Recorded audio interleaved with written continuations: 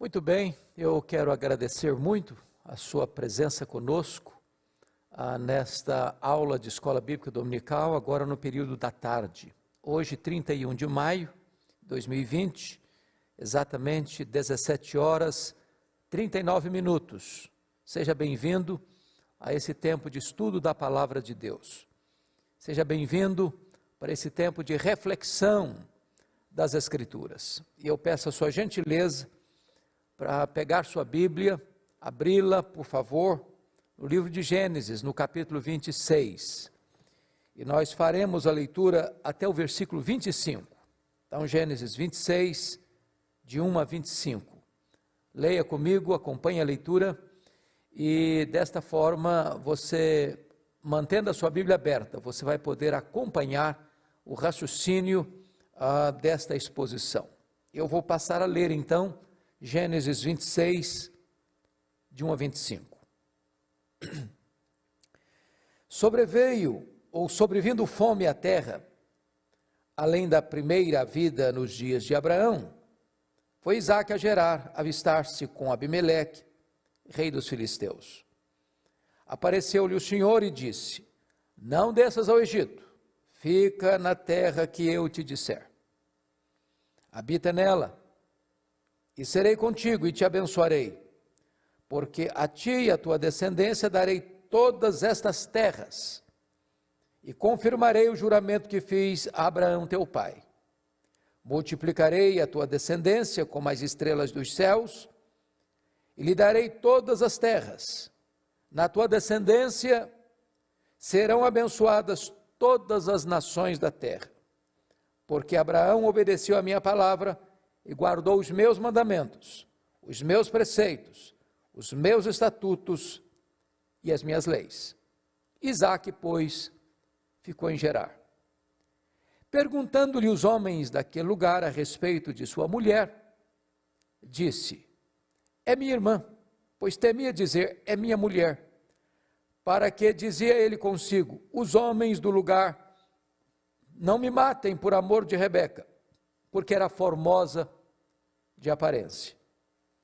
Ora, tendo Isaque permanecido ali por muito tempo, Abimeleque, rei dos filisteus, olhando da janela, viu que Isaque acariciava Rebeca, sua mulher. Então Abimeleque chamou a Isaque e lhe disse: é evidente que ela é tua esposa.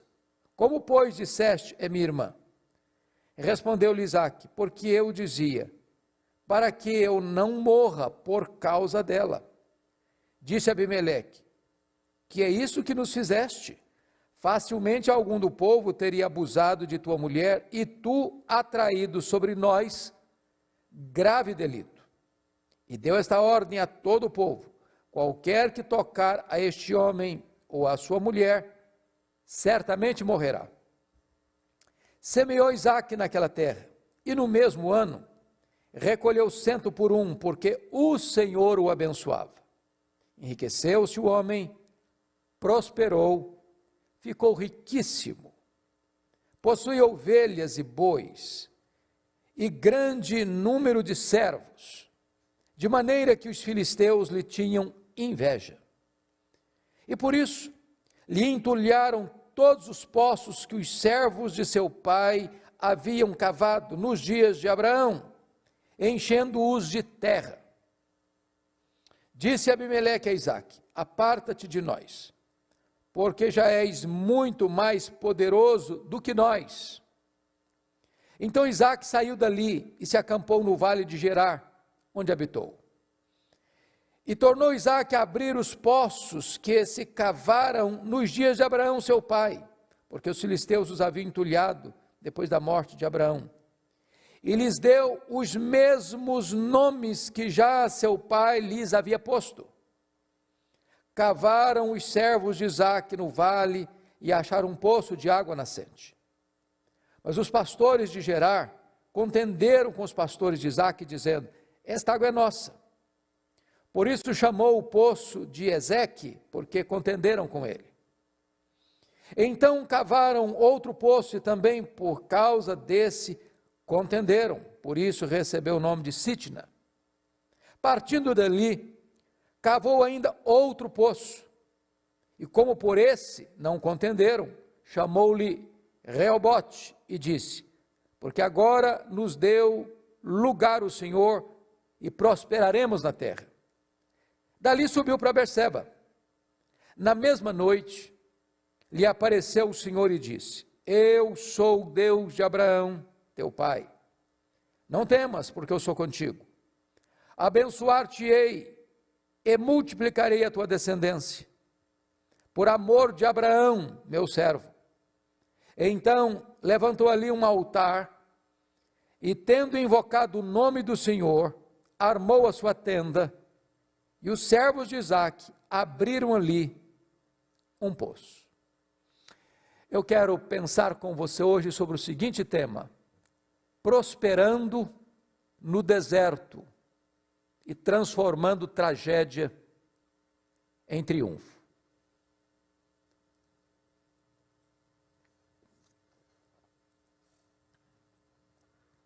Isaque está enfrentando uma crise, uma grande crise. A crise que Isaque está enfrentando é que a fome está assolando a terra. Naquela conjuntura em que Isaque vivia, diferente da nossa, não bastava apenas ter dinheiro, moeda, porque quando a fome assolava, isso significava o seguinte: a terra não está produzindo, a seca é implacável, a chuva não vem, a região é desértica. Não havendo chuva, não tem colheita. Não havendo chuva, a seca sendo severa, os pastos secam, os rebanhos não têm como sobreviver. E então a pobreza é instalada e a fome vem de carona nessa crise. Talvez você hoje veja um cenário um pouco parecido, onde esta pandemia traz na sua esteira uma das mais graves crises econômicas da nossa história.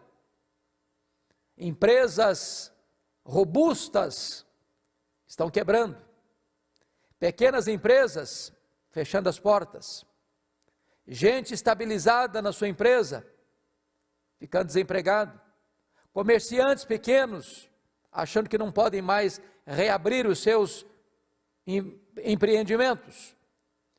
E certamente, como tem se alertado fartamente nesse país, a fome vem de carona nesta crise para assolar a terra.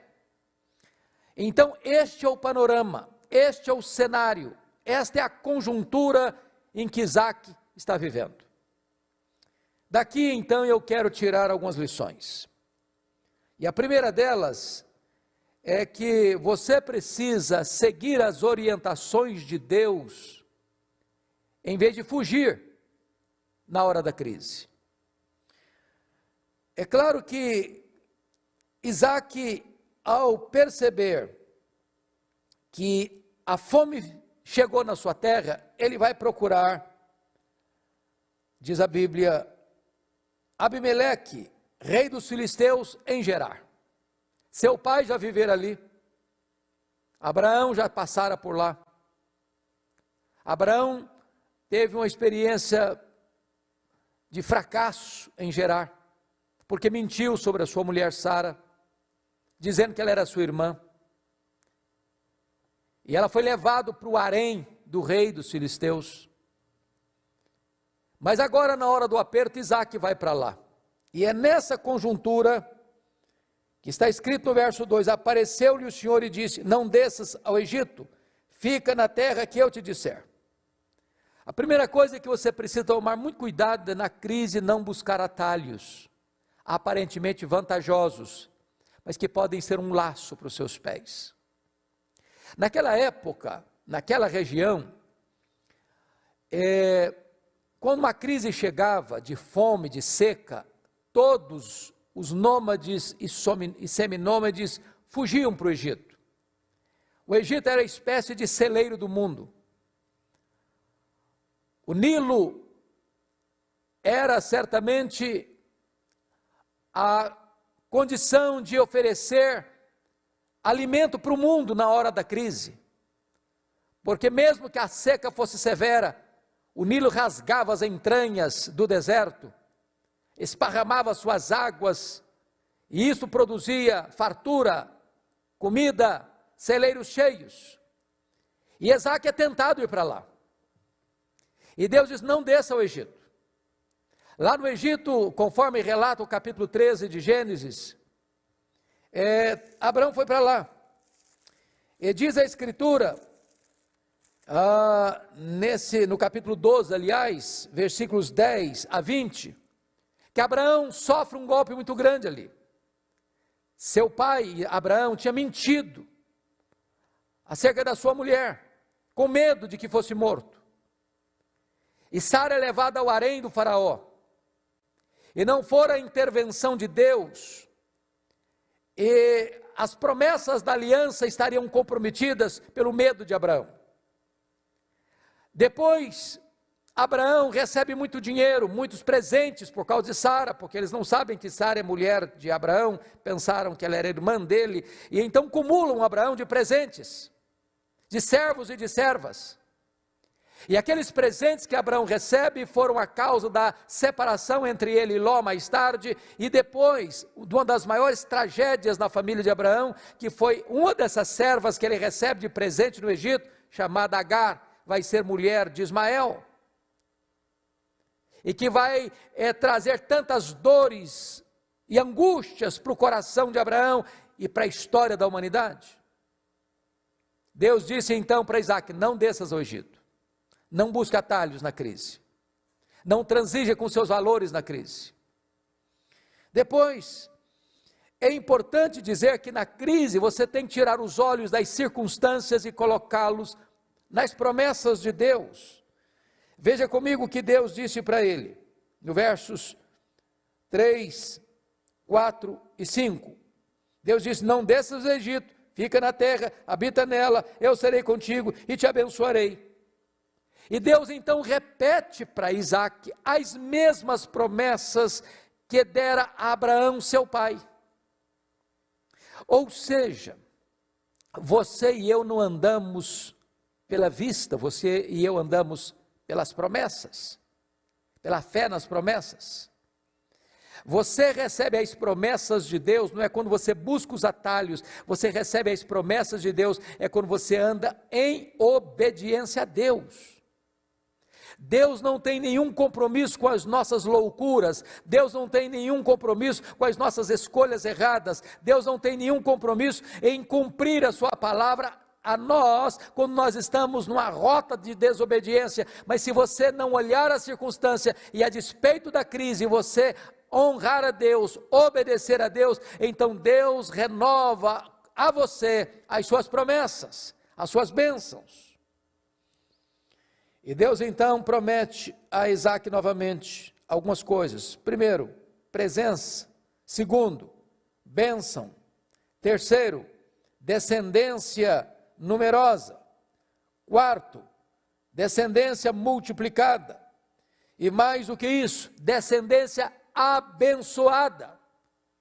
Então tudo aquilo que Deus prometeu a Abraão, Deus repete agora para Isaque. Não olhe para as circunstâncias, Isaque, olha para as minhas promessas. E finalmente, na crise, é preciso obedecer a Deus sem racionalizações. Olha comigo o versículo 6. Isaque, pois, ficou em Gerar. Então preste bem atenção nisso. Gerar era a região onde estava a sede do governo dos filisteus. Abimeleque não é um nome de um rei, é um título do rei. Mesmo título, por exemplo, para Faraó do Egito, Abimeleque era o título do rei dos filisteus. E você percebe que há muitos anos, quando Abraão passou por lá, o rei era chamado também de Abimeleque. Não é a mesma pessoa, mas é o rei que recebe o mesmo título. Então Deus diz para ele: olha, fica, e ele ficou. Deus dá uma ordem, e ele não tenta se justificar, ele não tenta driblar a sua consciência, Ele não tenta fazer provisão para a desobediência. Ele obedece prontamente a Deus sem racionalizações. Pois bem, segunda lição que eu quero tirar aqui com você é que na crise você e eu não podemos transigir com os absolutos de Deus. Olha comigo os versos 7 a 11. Quando então ele vai para Gerar, ele comete o mesmo erro que o seu pai cometeu há tantos anos no passado. Esses homens tinham uma bênção. Todos eles, Abraão, Isaque e Jacó, casaram-se com mulheres muito bonitas. Sara, Rebeca e Raquel. Abraão, com medo de ser morto pelos homens do Egito e de Gerar, por causa da beleza de Sara, mentiu, dizendo que era irmã. O pecado dos pais, de certa forma, são imitados pelos filhos. E agora diz o texto, no versículo 7, que quando Isaque desce a Gerar, entra naquela terra, ele fica com medo dos homens, porque a sua mulher era muito bela, muito formosa. E com medo de que eles pudessem matá-lo por causa da sua mulher, para ficar com ela, ele mente, dizendo que ela era sua irmã. Então eu chamo a sua atenção para 3 pontos aqui. Primeiro, a mentira contada no verso 7. Mentira contada. Perguntando-lhe os homens daquela terra a respeito de sua mulher, diz: é minha irmã, pois temia dizer, é minha mulher, para que dizia consigo os homens do lugar, não me matem por amor de Rebeca, porque era formosa de aparência. A mentira tem pernas curtas. A mentira não vai muito longe. E então, a mentira contada em segundo lugar, vai ser mentira descoberta. Olha comigo o versículo 8. Ora, tendo Isaque permanecido ali muito tempo, ou por muito tempo, Abimeleque, rei dos filisteus, olhando da janela, viu que Isaque acariciava a Rebeca, sua mulher.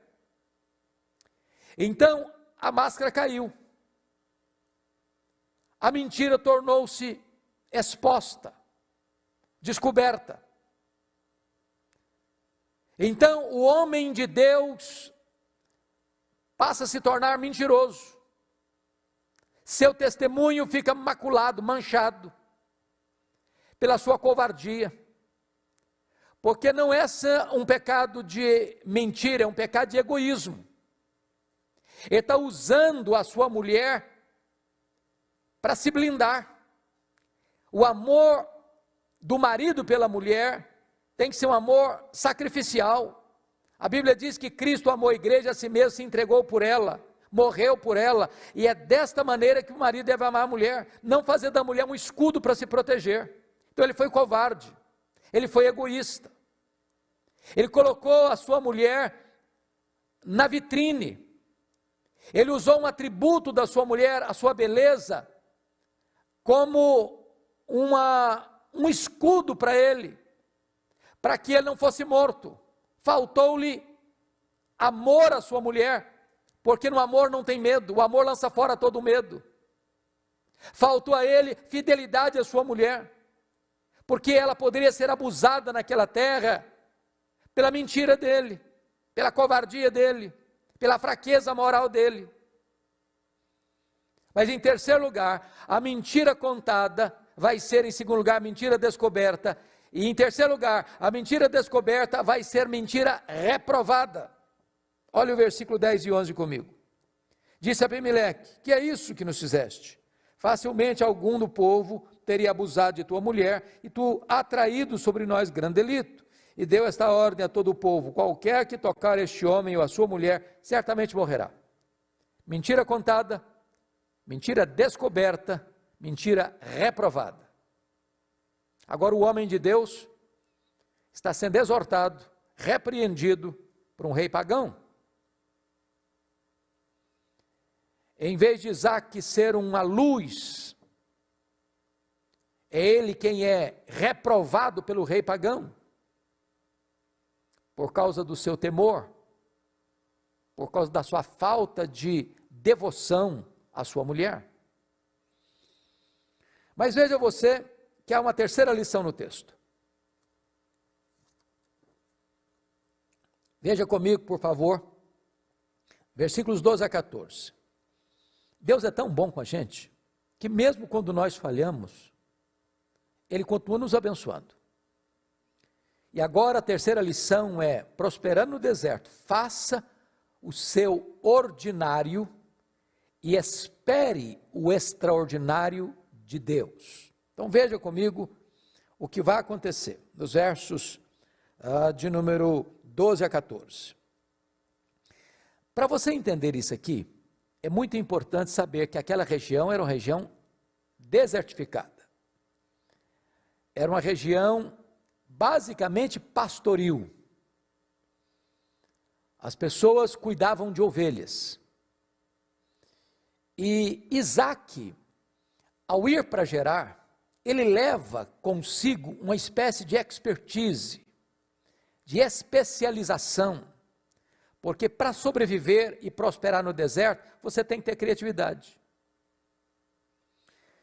O que Isaac fez? Ele começa a cavar poços, a reabrir poços antigos, a cavar novos poços, porque sem água o deserto está morto. Sem água não tem vida no deserto.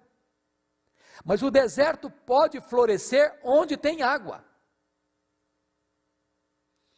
Quando eu viajei pela primeira vez a Israel, isso nos idos de 1986, fiquei muito impressionado, porque saímos do Egito para Israel, atravessando o deserto do Saara, a península do Sinai, e quando nós entramos no território de Israel, constatamos algo belíssimo.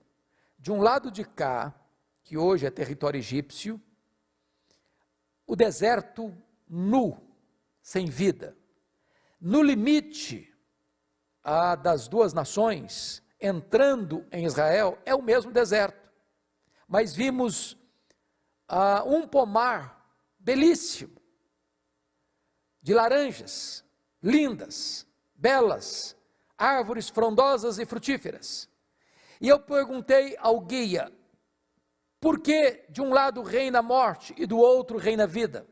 E ele me respondeu, onde tem água, toda a terra é terra boa. Israel levou água para o deserto, e o deserto floresceu. Pois bem, há 2000 anos antes de Cristo, Isaac vai se tornar um grande especialista em cavar poços e encontrar água no deserto. Agora veja comigo o que ele fez. Versículo 12. Semeou Isaac naquela terra. Isso é o ordinário. Isso é o que você pode fazer. Isso é o que está na sua responsabilidade de fazer. E numa hora em que o Brasil vai viver uma crise, talvez os empresários, talvez os comerciantes, talvez os de livre iniciativa, talvez os empregados, talvez todos nós vamos ter que repaginar nossa vida, nossos métodos. Talvez todos nós vamos precisar buscar alguma especialização, alguma expertise, porque a crise sempre foi momento de criatividade. Por exemplo, a medicina avançou profundamente, de forma magnífica, exatamente quando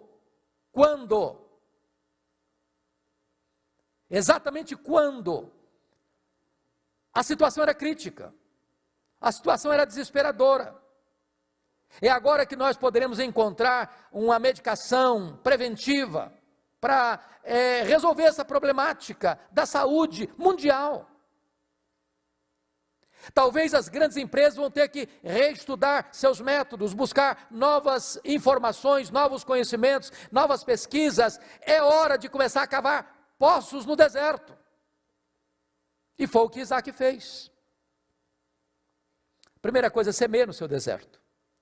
Você que talvez não vai ter mais jeito, a minha empresa vai fechar, meu comércio vai fechar, minha indústria vai fechar, meus negócios vão dar por água abaixo, eu não vou conseguir mais coisa nenhuma na vida, pois eu quero encorajar você a ser como Isaac, a semear no seu deserto. O ordinário é você quem vai fazer.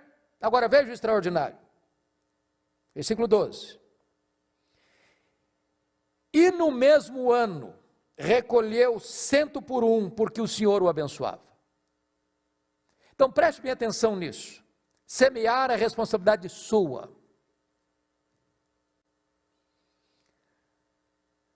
Receber uma colheita de 100 por 1 é bênção de Deus.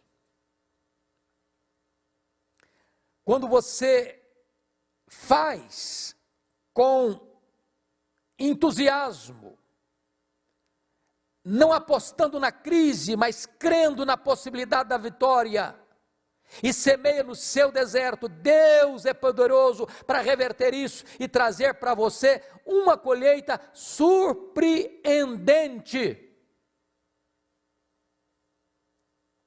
Olha o verso 13 comigo.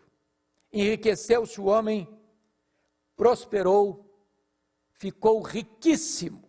Olha o verso 14. Possuía ovelhas e bois e grande número de servos, de maneira que os filisteus lhe tinham inveja. Então, é possível prosperar no deserto. Alguém já disse que a crise é uma encruzilhada, onde uns põem o pé na ladeira do fracasso, do pessimismo e da derrota, outros colocam os pés na estrada da confiança, da fé, do entusiasmo e da prosperidade. A crise revela os fracassados e a crise revela os heróis. Talvez alguém dissesse para Isaac: ô Isaac, aqui não adianta semear, você vai perder tempo, você vai perder semente. Você não está vendo que nós estamos vivendo uma crise? Você não está vendo que é um período de seca? Você não está vendo que a fome está assolando o mundo? Você não está vendo que esse deserto não vai prosperar, que outras pessoas já tentaram e não conseguiram? Os arautos do caos estão por aí, os profetas do pessimismo estão por aí, os que fazem provisão para o fracasso estão por aí. Mas eu quero encorajar você a semear no seu deserto.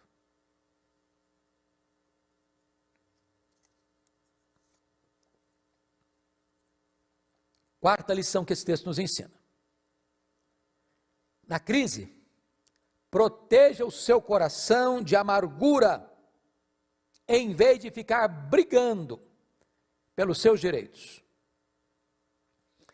O que é prosperidade? Não é só dinheiro, não é só riqueza. A palavra prosperidade à luz da Bíblia tem muito mais a ver do que simplesmente posse de bens, mas é paz de espírito. Há muitas pessoas pobres, prósperas, e há muitas pessoas ricas, miseráveis. Provérbios diz que há muitos que se dizem ricos sendo pobres, e há muitos que se dizem pobres sendo ricos. A Bíblia diz que é melhor um prato de verdura do que uma casa e uma panela cheia de carne onde há contenda. O rico é aquele que bota a cabeça no travesseiro e dorme. Está em paz com a sua consciência, está em paz com Deus, está em paz com o seu próximo. A riqueza adquirida em cima de brigas, de contendas, de mazelas relacionais, ela pode trazer muitos proventos e recursos para suas mãos, mas vai arruinar a sua alma, vai destruir as suas emoções, vai afundar você num poço de amargura.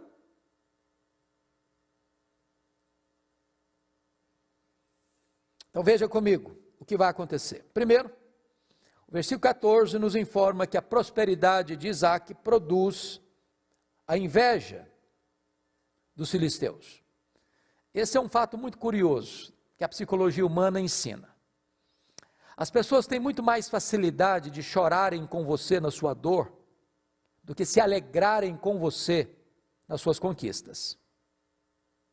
O que incomoda os seus inimigos não são suas virtudes, não são seus defeitos, são suas virtudes. O que mais perturba as pessoas não é que você fracassou, é se você está dando certo, se você está indo para frente, se Deus está abençoando você. Isso vai incomodar muita gente. Foi o que aconteceu com Isaac. Segunda coisa que eu chamo a sua atenção é que isso produz suspeição e rejeição de Abimeleque. Olha comigo, no versículo, aliás, antes disso, olha o que acontece como fruto da inveja dos filisteus no versículo 15. E por isso lhe entulharam todos os poços que os servos de seu pai haviam cavado nos dias de Abraão, enchendo-os de terra. Abraão, quando passou por ali, foi um homem próspero, um homem muito rico, porque Deus o abençoava.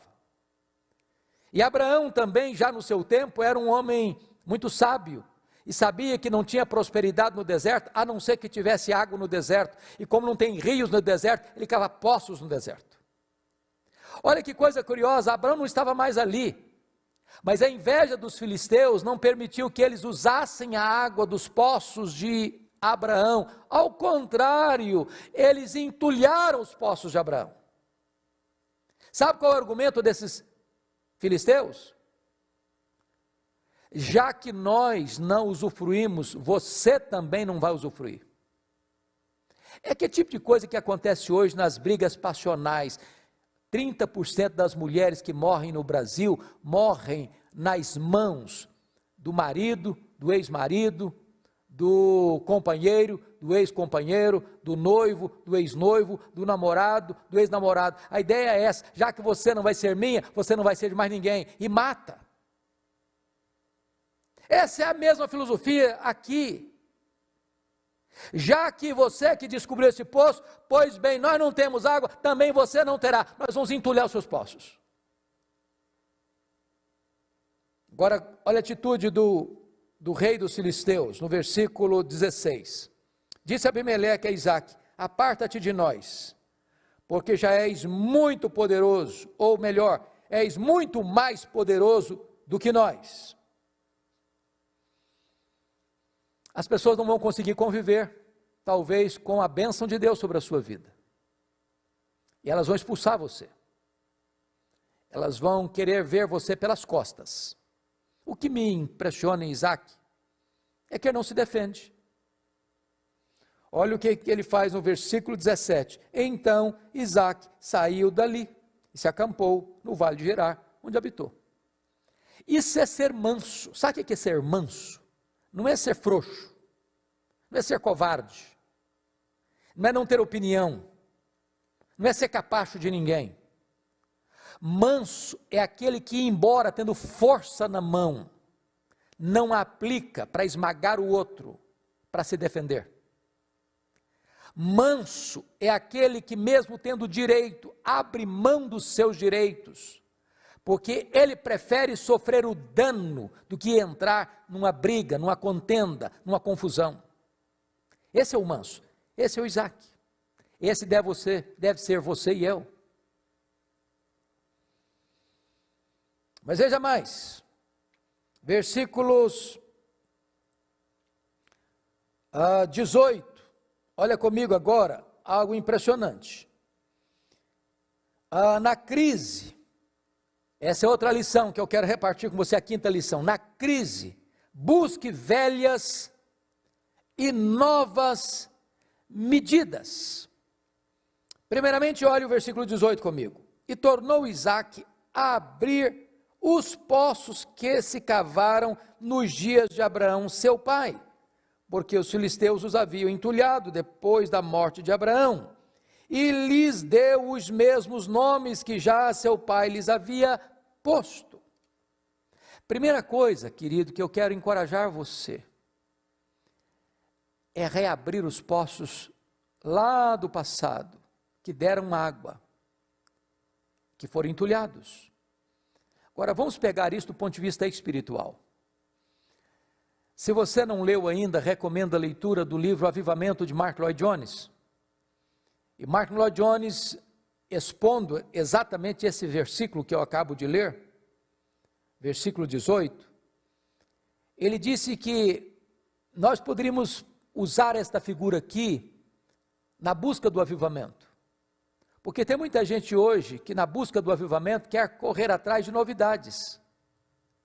quando na verdade nós deveríamos reabrir os poços que deram água no passado, voltar às origens, voltar ao primeiro amor, voltar à doutrina dos apóstolos, voltar à vida de oração.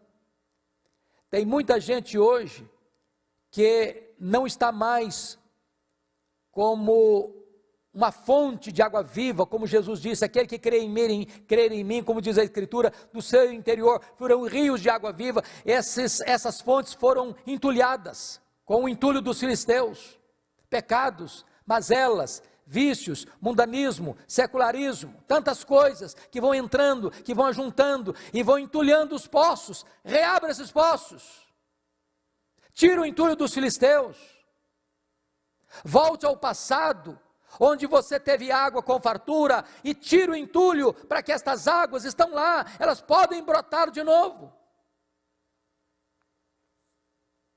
Segunda coisa, veja comigo o verso 19. Cavaram os servos de Isaque no vale e acharam um poço de água nascente. O que é que esse texto está nos ensinando? Não basta você apenas viver das vitórias do passado. Você precisa ser dinâmico e cavar novos poços. Os irmãos do passado tiveram as suas experiências e nós podemos receber as benesses dessas experiências, mas nós precisamos avançar. O cristão não é aquele que fica olhando na lente do retrovisor para trás, para as vitórias do ontem, para os poços que foram abertos ontem e que jorraram água ontem. Esses poços têm que ser reabertos, mas novos poços podem e devem ser cavados. Temos que ter criatividade para dar respostas à nossa geração. Temos novas demandas, temos novos desafios, temos novas necessidades, temos muito mais pessoas e nós precisamos hoje de cavar novos poços. A igreja está sempre buscando novas alternativas para buscar água, a mesma verdade, a mesma bênção do mesmo Deus eterno, o mesmo evangelho. Não podemos usar os métodos dos pais da igreja, nem dos reformadores, nem dos puritanos do século XVII, se estamos em pleno século XXI, precisamos sim, o mesmo evangelho, a mesma verdade, a mesma essência, mas buscando novos métodos para alcançar novas pessoas e mais abrangentes pessoas. Cave os seus poços. Mas vejam vocês, versículos 20 e 21. Mas os pastores de Gerar contenderam com os pastores de Isaque, dizendo: esta água é nossa. Por isso chamou o poço de Ezeque, porque contenderam com ele. Então cavaram outro poço, e também por causa desse contenderam, por isso recebeu o nome de Sitna. Partindo dali, cavou ainda outro poço, e como por esse não contenderam, chamou-lhe Reobote e disse: porque agora nos deu lugar o Senhor e prosperaremos na terra. O que Isaque está nos ensinando aqui é que nós não fomos chamados para contender, nós fomos chamados para sermos uma bênção. Tem hora que as pessoas vão querer muito que você contenda com elas, elas provocam você, elas entulham os seus poços, e você vai lá e reabre esses poços, e agora você cava um poço, e veja você de água nascente, água permanente, fato espetacular num deserto, fonte de uma riqueza no deserto. E diz o texto, veja comigo, versículo 20, que os pastores de Gerar contenderam com os pastores de Isaque, dizendo: esta água é nossa. Isaque poderia ter declarado uma guerra ali, o próprio rei de Gerar tinha reconhecido que Isaque era mais poderoso do que eles, mas Isaque toma uma decisão, ele não entra nessa briga, ele não entra nessa contenda. Quantas energias gastas hoje, domesticamente, Quantas brigas desnecessárias, quantas querelas nas redes sociais, quantos ataques.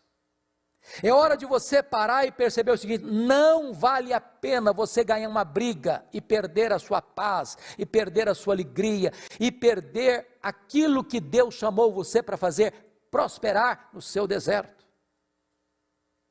Então diz a Escritura, no verso 21, que os servos ou os pastores de Isaque cavaram outro poço, e também por causa desse, contenderam.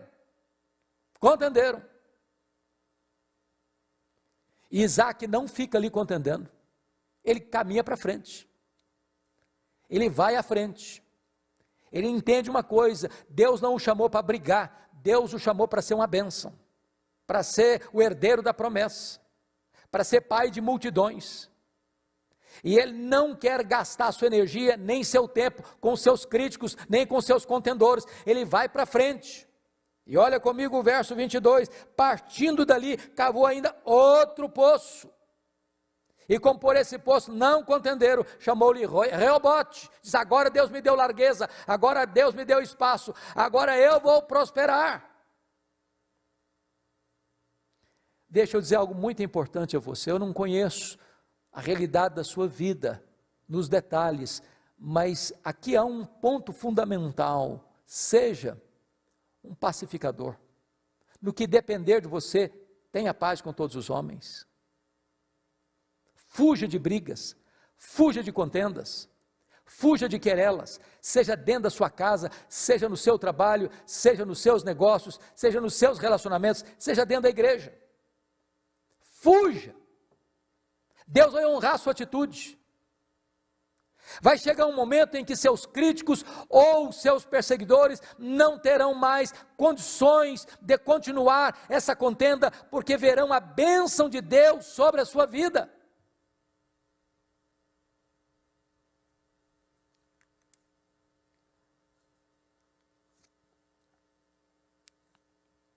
Então, eu gostaria de concluir, porque diz a Bíblia que, no verso 23, que dali, então, Isaque subiu para Berseba. E quando ele sobe para Berseba, algumas coisas vão acontecer nesta subida. Primeiramente, olha o verso 24 comigo. Na mesma noite, não foi um mês depois, nem um ano depois, nem uma década depois, foi na mesma noite, imediatamente, lhe apareceu o Senhor e disse: eu sou o Deus de Abraão, teu pai, não tenhas medo, porque eu sou contigo. Por que Deus disse isso, não tenhas medo? Bom, o Isaque tinha saído de Gerar, de certa forma fugido. O rei dos filisteus vai embora, nós não queremos você aqui, você é persona não grata aqui. Ele sabia da beligerância das pessoas de Gerar, que faziam contendas com ele, se apropriando dos poços que ele cavava. Ele era um homem de paz, mas as pessoas que lidavam com ele não eram. Talvez ele temesse retaliação. Então Deus chega para ele e aparece: olha, eu sou o Deus de Abraão, eu sou o Deus da promessa, eu sou o Deus da aliança. Então Isaque não fica com medo não. E como é que Deus trata com ele? Não temas, porque eu sou contigo. A presença de Deus conosco é o grande antídoto contra o medo. Mas mais, abençoar-te-ei e multiplicarei a tua descendência por amor de Abraão, meu servo. Então Deus promete a ele bênção, Deus promete a ele a multiplicação da sua descendência, por amor a Abraão. Qual é a resposta de Isaque a esta teofania, a esta aparição de Deus, a esta revelação de Deus a ele? Confira comigo o verso 25. Primeiro, ele adora a Deus. Então levantou ali um altar e tendo invocado o nome do Senhor. Isaque é um homem fantástico nesse sentido, porque ele une poço e altar. Ele une trabalho e adoração. Como dizia Lutero, você deve trafegar do campo ao templo com a mesma devoção. Você não pode reduzir a sua espiritualidade apenas ao templo, ao culto público. Você precisa levantar altares a Deus onde você trabalha. Você cava poços e levanta altares na mesma geografia. Mas mais, diz o texto, que armou ali a sua tenda. Isso significa a bênção da família.